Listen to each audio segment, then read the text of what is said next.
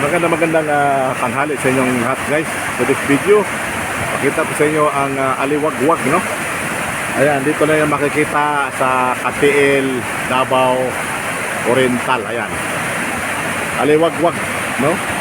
Ibig sabihin, kumpul-kumpul na tubig, maraming falls, no?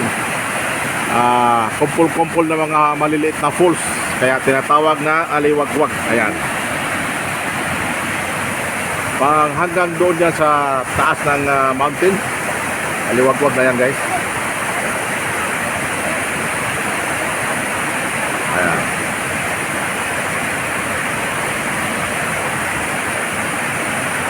aliwagwag falls.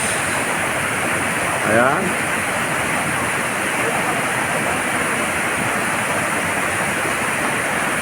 dito lang yan makikita guys, malapit sa Katiil, Davao Oriental. Ayan na.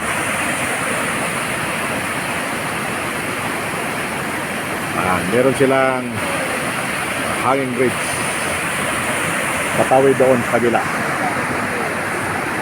Okay, ayan, aliwagwag meaning